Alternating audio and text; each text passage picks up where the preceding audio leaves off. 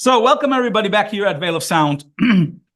For all those German-speaking fans of our little thing here, we have a band that you should have heard of, because I think they're amazing, called Gewalt. And for all those outside of Germany, this is a band that you should listen to, because I think they're amazing. So, Patrick and Helen, thanks for joining. Hi. Nice that you have us. Yeah, it's a really cool thing for me, because for all those that don't know, Mr. Wagner here is one of those institutions in the German indie rock and noise rock scene for probably something like 30 years. So again, I can put the fanboy away and just quickly talk about not the new band, because it's already, what, 7, 8 years old? Yeah, something like this. We don't count the years, we are old. Yeah, everybody. Well, you and me, well, we don't know about Helen, but you know. Helen is young. Yes, see. But we want to talk about the new record, Doppeldenk, double think in English. And it already leads to one of those questions that we should talk about. A double think, of course, a reference to Orwell. Yeah. Why did you choose that reference to 1984 as the album title? I think it was because I read a book in France at the holidays at a beach. And I was very upset, and I thought, wow, it's a kind of the same like we have already in the world. And then, yeah, especially, I mean, all the politics people, they really talk in interviews about things what is super weird, and you can always say so Trump, for example, or Putin, that's really Doppeldenk. So, yeah. Or Doppeldenk. And yeah, and then we thought, wow, we should choose something from this book for our album, and then we choose it. Yeah, but it's even more than it's just the bad politicians. It's like that you start to double think, especially if you live somehow with digital release. You start, oh, this is what I want to say, but this is how it turns out to an audience I might never reach, and this is what I can do. So for like the easiest things, you have to you have to roll it from the back to the so it's really exhausting and mind freaking, and you have this feeling that you are controlled by a weird, invisible power.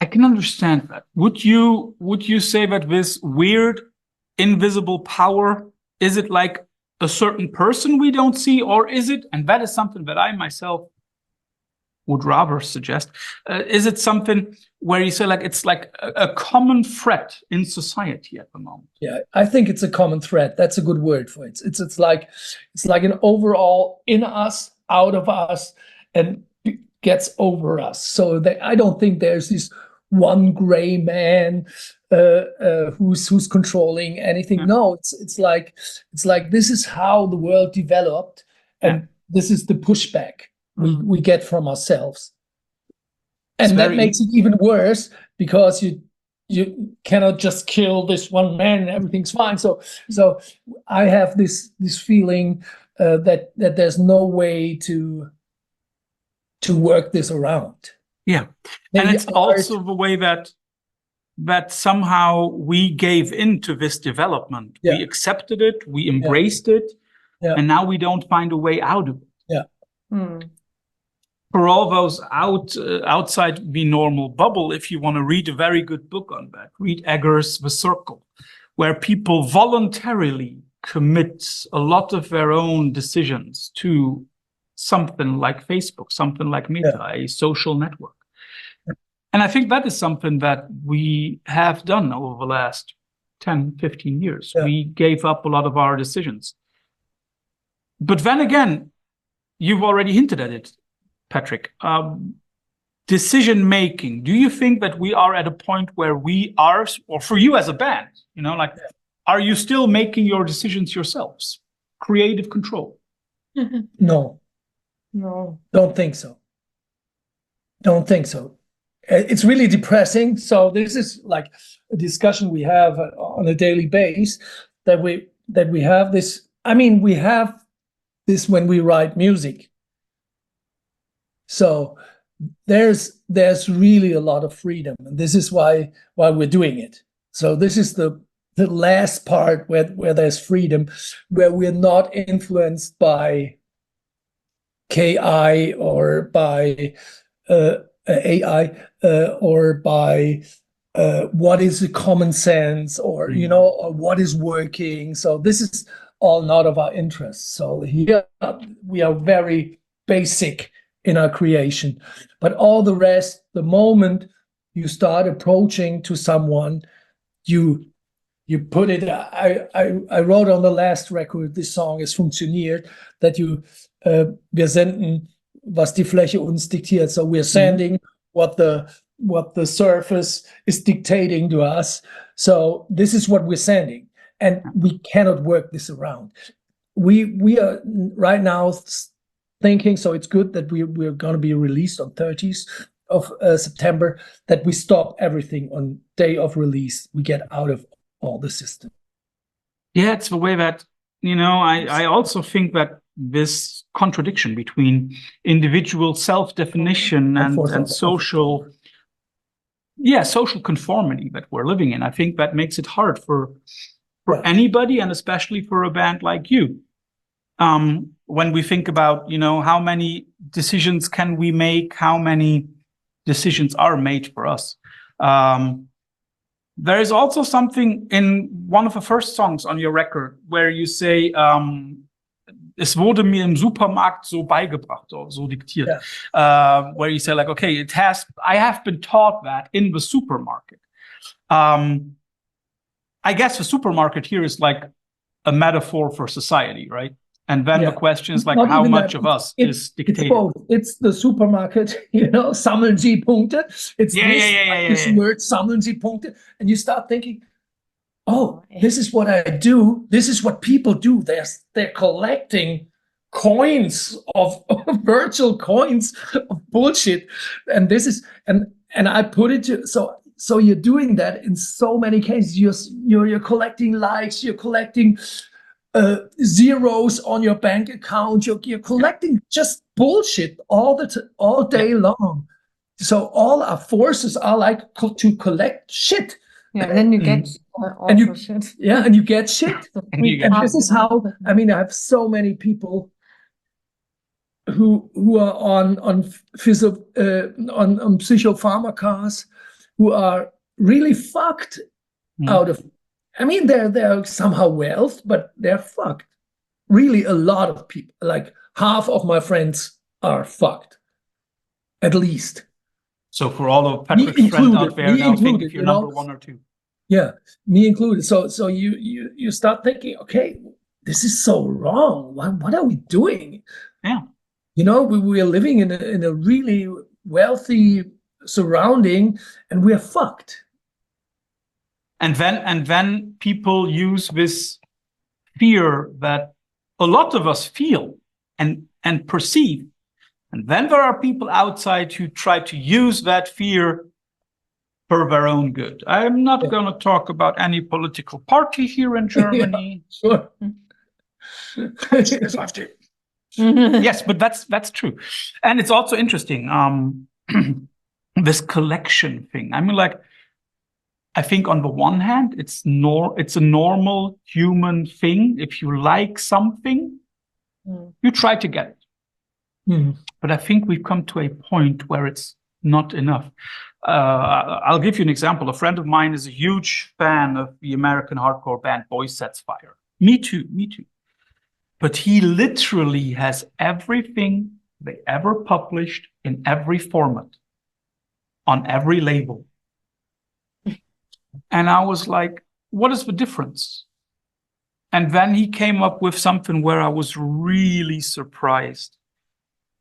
He took one of the records and he said, like, look, here the logo is different.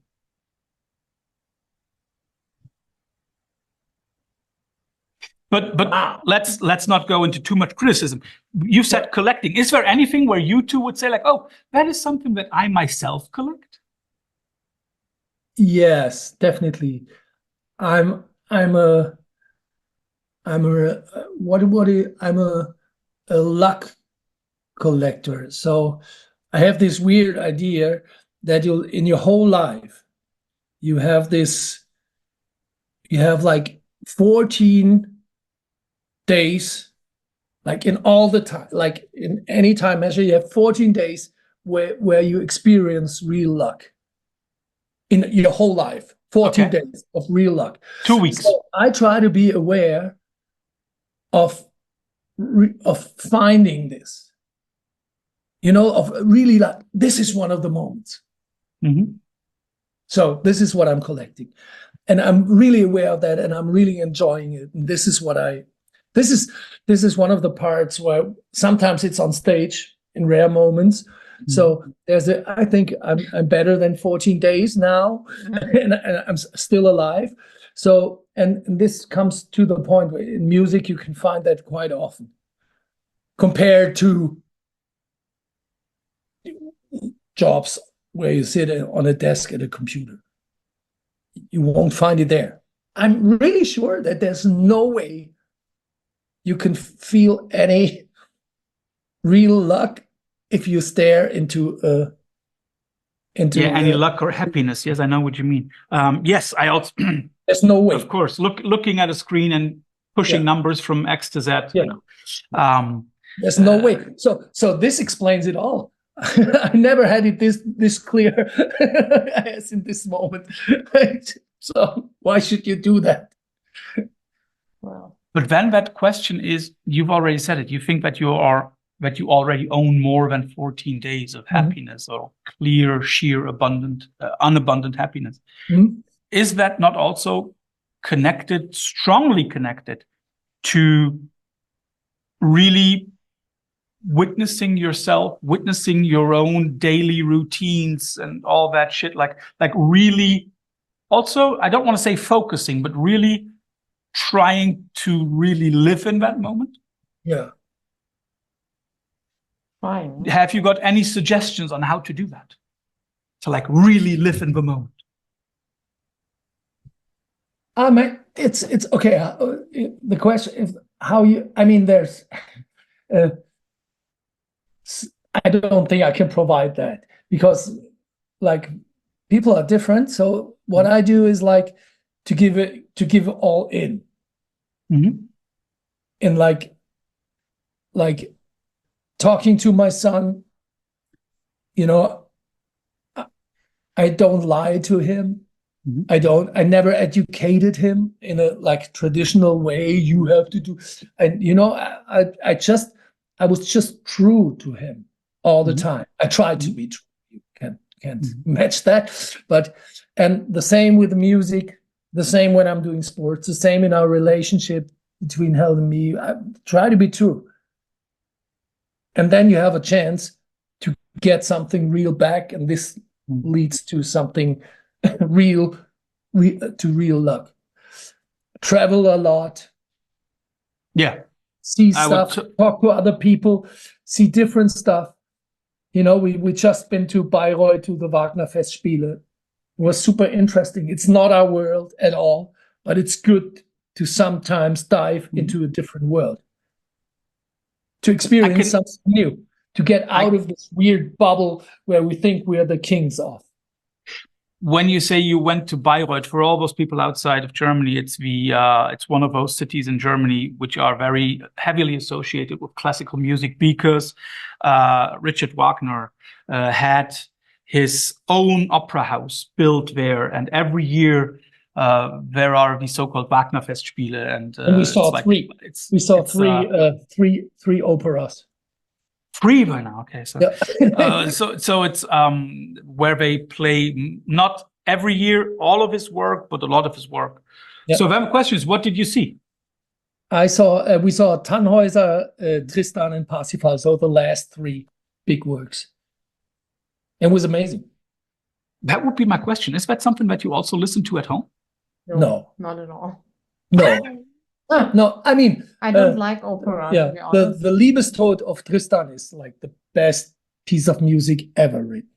Mhm. Definitely. There's no way around this. I mean, it's just 30 seconds. You wait 6 hours, and then you see like the best 30 seconds in music. And I love the beginning. Yeah. That's Yeah. amazing. It's interesting. I would never have thought that you would go to Bayreuth. That is something that Yeah. in my mind would not have worked. But Helen, we forgot to ask you anything where you say, okay, yes, that is something that I collect. Probably not supermarket points. Oh, no, definitely not. Well, I don't know. I mean, I love traveling as well. I mean, maybe that's the best kind of freedom what I have. And then at least, I mean, I love nature too. And So we sound like a fucking hippie band. yeah, I mean, it's very like probably easy and normal things, I think. I mean, I don't like the city. That's maybe interesting for a Berlin band that I hate Berlin, kind of. I think it's super unhealthy to live here. And yeah, I mean, a few years ago, I would say, so 10 years ago, I would say music is the most important thing for me. It changed a little bit. Yeah. I wish I could surf, but I can't. No, that is totally cool. So no record collectors in that couple. No. Oh, I was. Yeah, I had you used to. I still have a kind of big collection, but I don't know. I think I had too many years of music to DJing around, and now I'm a little bit full of it. So maybe It's that's interesting. So Yeah. then the question, we've already heard that you went to see Wagner operas. Yeah. I'm very sure that is not something that we will hear on the next Gewalt record. But when not. listening to Doppeldenk, I was amazed at the diversity of the songs, because there is a lot of different stuff on the record. It starts. You're one of the first persons who realized that, by the way. It's so weird because we were like, is it a record? I don't know. We were not sure. I mean, I can see that. I can see that a lot of these songs are seemingly unconnected. Yes. But on the other hand, eclecticism is something that I love. So I think to put it all onto a record and then give it a kind of thematic overarch, I think that is cool. But what I wanted to say is, it sounds very, very eclectic. And then the question is, as these songs are so vastly different from each other,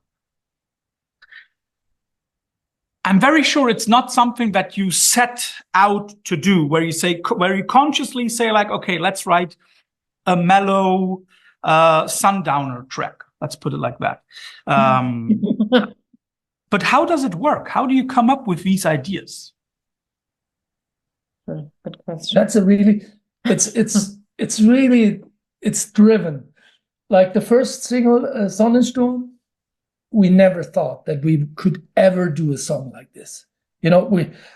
So it started. I was playing in a practice room alone, and I was practicing for hours the riff of Schwarz Schwarz, this funk disco hardcore tune, whatever. And I was practicing it for hours because to play it is pretty Prince-like. It's like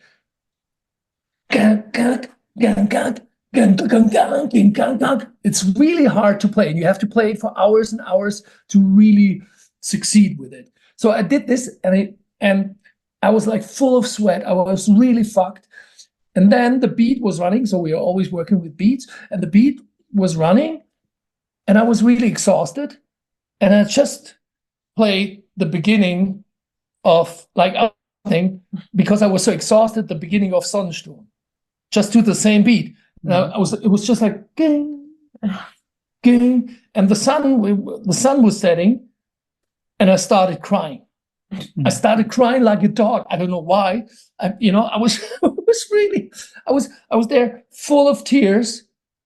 And then I said, okay, now we got a song like this that works like on guitar, like a John Mouse track, like an ecstasy techno track for me, in my feeling. So I tried to push it. So we had this feeling, and I tried, and I said, yeah, but I don't want to have. You had to. Yeah. I don't want to have this normal. Okay, now we do a ballade.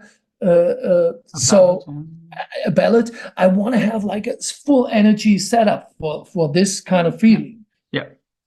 So then we produced. I did the beat for it, and did it pretty Schlager-like, like really a bit stupid. And then I tried so hard to sing like this guy from Talk Talk. Oh, Mark Hollis. But I couldn't, so I tried so hard to really sing super emotional. That was very horrible. It was horrible. So we did this in the studio for like 2 days, and then it never worked. And I did like 10 different styles. And in the end, I was like, no, I'm just gonna talk on the track, because there's so much emotion. Maybe there's no room for another over. So that this is how we managed it. And then Helen came up with this idea, we should have a Roxy music like saxophone on it. Because and it worked. Yeah. So this explains how the stuff comes on. So, and then you have like industrial stuff, like the second song where it's like really like the really the pushing comes down. Huh? Yeah, it's really pushing. Yeah, it's really pushing. So and then we do it. If we start playing it, and then it's like that, and then we just follow the music, and we don't care if it's an industrial song, or if it's a funk song, or if it's a trap beat, like in Hier, wo du strahlst. It's pretty much a trap beat, and the moment we play to it, it becomes Gewalt. This is it, I think. Interesting that you've also mentioned your drum computer, which seems to be an official fourth member of the band. Yeah, definitely. The boss. You said that there is always a beat running. But then again, I figure the beat is not the basis of the track. No. No, it's not. It's not, because I mean we're all very, it's hard to talk about yourself, but everyone is very expressionist. So Helen has a certain kind of style to play. Yasmin has a certain, so we're all very strong in our, we're just playing little things, but it's all very direct, and you can feel the person behind it. So when we were on tour, with in the United States last year, when you play in the US, you play always with like 7 or 8 other bands on a small bill and whatever. Everything's fucked there more than here, and like all the other bands, like every night, we're like, oh shit, you are the real thing. We are just playing around. You guys and girls are the real thing. I have to change everything. We heard it every night. I have to change everything, because we are just playing kind of like music history wrap up, and you are playing like stuff I've never heard. It's like, and it's very, so this is why the beat is not the boss. So I think we're really precise on what we want to say and what we don't want to say. So there's not much playing around and making it smooth or whatever. So it's very direct and very one-on-one. Yeah, it's also that directness, which, at least for me, makes a lot of the it's one of the major pull factors towards Gewalt, because one never has the idea of, okay, here are people who twist and tweak and turn and try to make it likable for everybody. That it's like one listens and, okay, this is what you want to do. Yeah.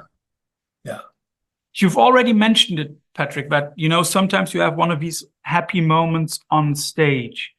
Is the band then also one of these cathartic moments where you can free yourself of negative emotions, negative feelings, negative happenings? Definitely. So this is how the band started.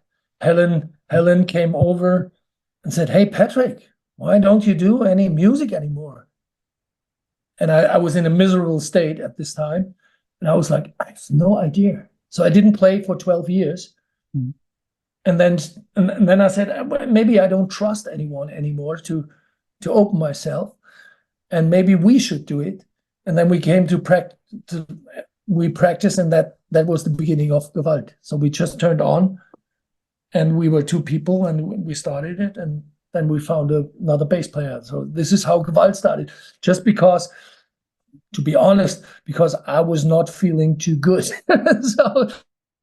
And all of a sudden I felt better. That would have been my question. It was that moment when you started playing again, did you notice that you were missing something, or that you had been missing something? No, just the moment where I started, and I just turned on the amp, my old amp from like the 90s. I turned it on and it made like this noise. And I shivered. My whole body shivered. And I was like, this was it? Yeah, but that is what I meant. Like you started playing and then you noticed. Okay, and then I realized what I was missing. Before, I never had a thought about it. I didn't write a song in 10 years. It's amazing for somebody who, with his former band, was quite successful, I might say. Yeah. For all those people out there, you might know Patrick from Surrogat, one of the, at least to me, one of the cornerstones of German indie rock in the late 90s, early zeros. Thank you. Very interesting. Yeah, it's not trying to compliment you. It's just thinking back. Surrogat was always one of those bands that was around, that everybody knew, everybody, at least in my circle, listened to. It's interesting. Yeah, I'm trying to convince a lot of my old friends to listen to Gewalt. But good. Something that also struck me, and that was something that I already knew from Surrogat. You are a good lyricist, even though you sometimes try to hide it, I think. Because I mean, like you sometimes, I mean, like the words you use are very good, but you also are able to sneak in words or passages from other songs. Like, I mean, like your third title is called Felicita. So I felt like, okay, I was sitting there and I was expecting something sleazy, something like I was expecting Romina Power to come out of the back. Yeah. I mean, like, I'm very sure you would not say you are one of those funny bands, because I'm very sure you take music seriously. Yeah. But is that also important, to have like a funny twist somewhere, like to have a little bit of tongue in cheek? No, twists are really the spice of the music. This is what I'm missing in general pop culture right now, because everyone tries to be emotional and real and whatever. And I think, but where's the art in it? The art is, for me, to be that brave to write one of the most depressing songs and to express this sadness, use this Romina Power quote, this Felicita. I can tell the story. It was a real story, by the way.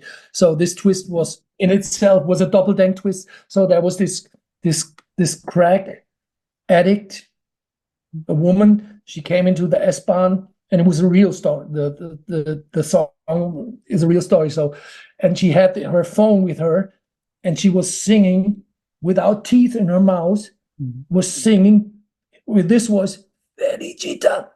Felicita. So this was one part of the story, but then there was like this kid, like 4 years old, and this kid was asking its mom, what is Felicita? Because for him, it was like the scariest thing he's ever seen. He's like, but the mom didn't even realize the situation, was just crawling through, I saw it, through pictures from the last holiday with a husband at a bar. Yeah. And was not realizing that the kid was really scared, confused, really confused. And I was thinking about, hey, I have to talk to the kid. And then I was thinking about, oh shit, then I'm one of these adults talking to foreign kids, so I cannot even do that. You know, so there's a lot of Doppeldenk in this little scene, you know, where you realize this would be the right thing. I cannot do the right thing. You know, this would be the right thing. Take the kid or talk to the mom. Are you crazy? Yeah. This is a situation a 4-year-old cannot understand. Yeah. He cannot understand a crack lady. That is something that they the cannot kid understand. cannot understand. How should they? Yeah. And there is even another level of felicità to that, because I mean, like when mom is scrolling through the pictures, she is having a moment of felicità. She is of felicità. Yes. This is what I did out of this. So I took this Felicità as a in German you say Sehnsuchtsort. I don't know if there's an English word for that. It's a place of longing, so to speak. Yeah, a place of longing. So I did this. Okay, this is what the homeless people do. They are singing Felicità, while the rich people have houses for their cars and houses for the money, houses for everything, but there's no houses for people. I mean, here in Berlin, we have now like 60,000 homeless people. It's like a city as big as Aschaffenburg. Yes. You know, like a whole, you have to imagine a city just homeless people. Yeah. You know, an empty office. And we have like 10% of empty offices here. So you could just move them into empty offices and everything would be fine, but it's not happening. This is and they're all singing Felicità. And they're all singing Felicità and scaring the little year-olds. Yes, that's true. It's interesting when you mention, you know, like we should talk to the children. And it's also something that you said about you and your son. Something that I also noticed with my late mother, may God have mercy on her soul. My mom was never afraid to talk to children, and she was never afraid of being stared at. That is something that sometimes I wonder whether we should not be doing this more. Because, and that is something, again, where we come to this Doppeldenk. We are living in a very global community, but at the same time, we're distancing ourselves from the people around us. Full, all the time. It's very interesting, you know. I mean, you have to imagine now we do appointments for telephone calls. Yeah. We do appointments. I mean, when I grew up, it was like you just ring the bell of someone. Yeah. You were standing there. I have a friend who's doing that. Helen was like, this is impossible. He's just ringing the bell. And I'm like, why not? I mean, you can say, I don't have any time. No problem. Yeah. So, but we are afraid of the simplest one-on-one situations. Yeah. We cannot bear this anymore.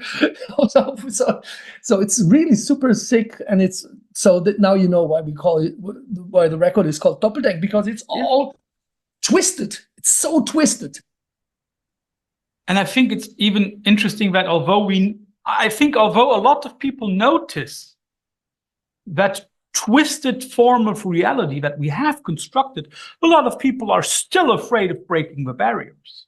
Yeah. I still remember some very good, our dearest friends here in town. And they know that they don't have to call. They know, just come. The door is always open. Not literally, but it's always open. And it was very interesting. It took them a few years to really do that. I think it's nowadays, it's a hard process to break these societal conventions. I'm very, very happy that we have bands like yourselves who are putting the finger into the wound and saying like, okay, here, nice. You should come back to normal life again. For everybody out there, before we come to the infamous quickfire round at the end, for everybody out there, I know it's sometimes hard to listen to a band in a foreign language, but believe me, listening to this record will give you a lot of, first of all, musically really, really good moments. And if you sit down a little bit and maybe use some kind of translation program, they're getting better. You will get a lot out of Doppeldenk. So first of all, thank you to both of you for all these insights into the new record. But nobody leaves the Veil of Sound interview without having to go through the infamous quickfire round at the end. You will always get a couple like Pepsi versus Coca-Cola, New York City versus Los Angeles, Kamala Harris versus the idiot, and you have to choose. I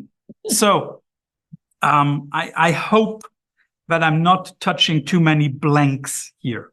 I would like both of you to make a choice for each couple, and we'll start off by something easy, because both bands either have put out a new record or are going to put out a new record this year. Shellac versus Jesus Lizard. Shellac. Jesus Lizard. Okay. Why, Helen, your answer came that quickly. Why Shellac? Because I don't really have any emotion thing to Jesus Lizard. Okay, that's a good one. I think I'm too young for that or something like that. Yeah. No, I think you don't like David Yo. It's too man. Yeah, it's too masculine. Masculine. It's very. He's very masculine. Too much masculine. Too much man. Too much macho. Yeah, too much macho. Okay. And for me, Jesus Lizard, because I used to hang in the early 90s when I was a kid. I used to hang out with David Yo in Chicago, and he was cooking for us, and he was a teacher as well at this time, like you. So you want to say there's still hope for me? Yeah, I think you could start a career getting off your pants, putting us. Yeah, and one of the best, the most funniest shows. So I come from southwest of Germany, and we drove to a Jesus Lizard show in Zurich, like 4 hours. It's a 4 hours ride, and they played 3 songs, and it was at Rote Fabrik, like a hall with 1,000 people, and there were like 40 people were there in a 1,000 people hall, and he was doing, like, after 3 songs, he was doing stage diving, and he just fell on his head. So no one was there, and he just fell on his head, and the band, and he was lying there in his blood.